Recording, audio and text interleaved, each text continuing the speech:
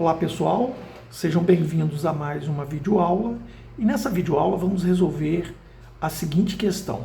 Dado um retângulo ABCD, nesse retângulo foi inscrito uma circunferência e veja que nesta circunferência, no retângulo efetivamente, nós temos um segmento que passa pela circunferência e vai até o lado oposto, o lado paralelo aqui ao lado BC do meu triângulo. Ou seja, vamos nomear esse segmento ali, que vale do ponto de intersecção com a linha da circunferência até o lado do retângulo, 4 unidades, e uma corda, né, por assim dizer, que vai tangenciar aqui que está tocando no ponto de tangência do lado BC, mede 5 unidades. Bom, para a gente resolver essa questão, vamos pensar o seguinte. Primeira coisa que a gente vai pensar é o seguinte, lembrar, né? A gente vai lembrar que se por um círculo, né, uma circunferência, eu tenho um ponto externo à circunferência e por ele passar duas semirretas, né, tangente a essa circunferência,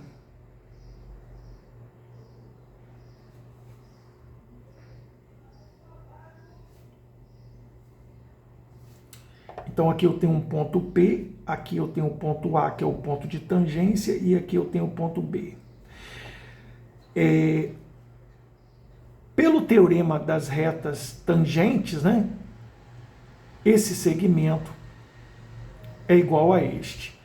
Além disso, que é o que mais nos interessa agora, se eu traço o raio ao ponto de tangência, ele fará com o ponto de tangência, com a reta, né, no ponto de tangência, um ângulo de 90 graus. Então, nós vamos começar fazendo o seguinte. Eu vou traçar o raio aqui, ó, ao meu ponto de tangência.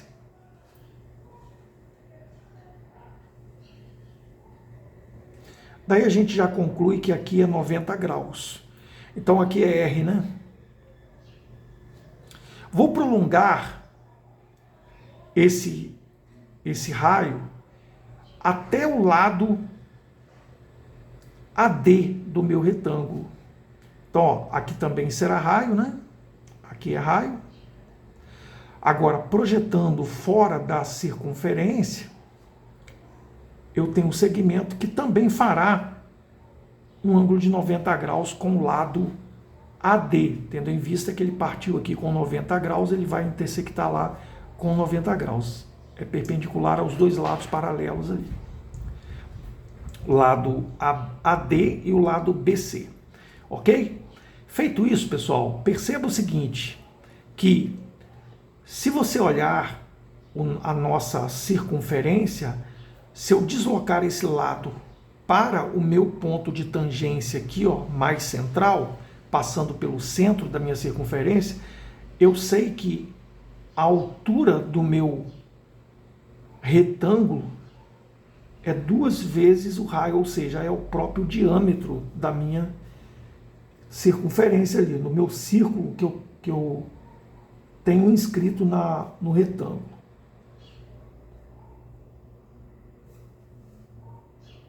Isso é notório aqui, tranquilo, né? Perfeito. Algo que a gente pode colocar aqui, eu vou colocar aqui como ABCD, E e F. Vamos colocar aqui, ó, como sendo esse ponto aqui como sendo P e esse ponto aqui, ó, como sendo Q. E vamos ligar o ponto PQ. E aí acontece algo interessante para a nossa construção aqui. Perceba que na nossa circunferência ali, o que nós fizemos? Nós fizemos isso aqui, ó. Deixa eu colocar lá aqui no cantinho aqui. Bota o foco ali. Toda vez que eu tenho a hipotenusa de um triângulo que equivale exatamente o diâmetro de uma circunferência, ao construir o triângulo, já falei a hipotenusa, né?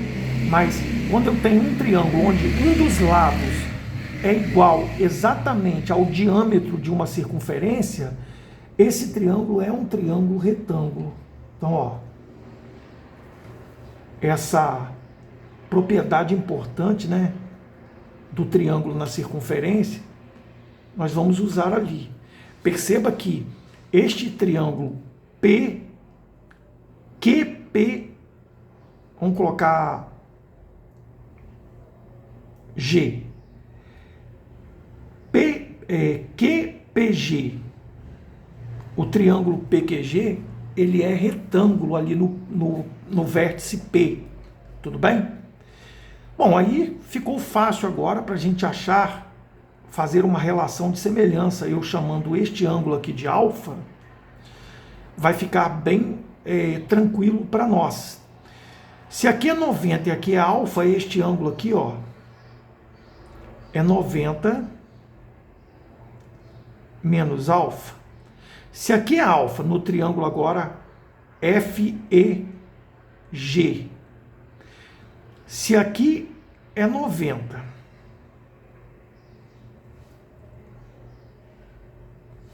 se aqui é 90, no vértice E é 90, e no vértice G eu tenho um ângulo alfa, este ângulo aqui, ó, será 90 menos alfa. Por quê? Porque a soma dos ângulos internos tem que dar 180 graus. Daí a gente pode montar aí uma relação de semelhança. Lembrando que o que a gente quer é a base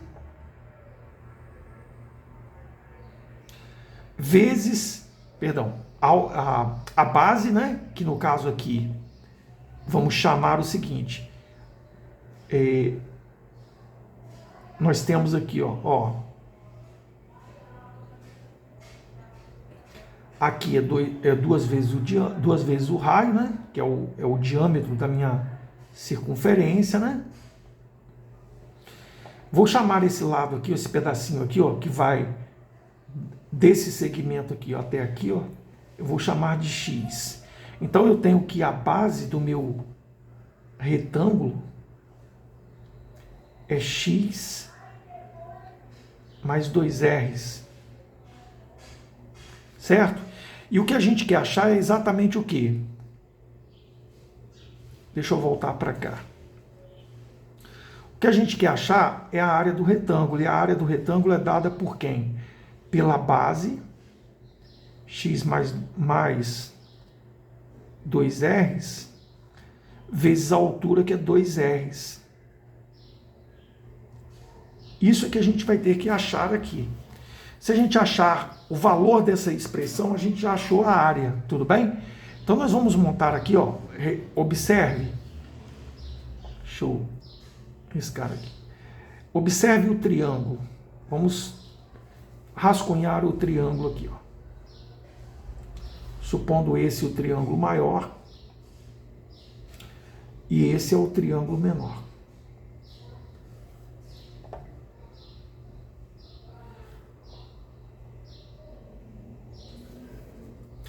Aqui o ângulo de 90 graus, né? Então vamos colocar os vértices aqui, ó. No triângulo grandão eu tenho o vértice E, depois eu tenho o vértice F e depois eu tenho o vértice G. No triângulo menor eu tenho o P, que é o ângulo de 90 graus, eu tenho o Q, e tenho o G. Bom, aqui é ângulo alfa, né? E aqui também é o ângulo alfa. O lado EG de E até G é exatamente x mais 2 R's.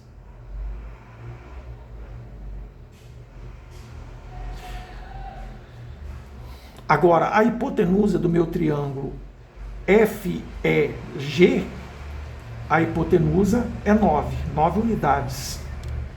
Agora vamos olhar para o triângulo menor agora, para esse triângulo aqui, ó.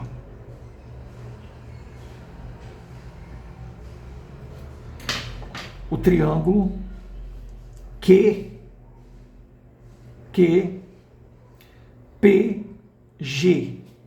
Eu tenho que a hipotenusa é 2 R's e tenho que o PG vale 5 unidades. Vou colocar apenas 5.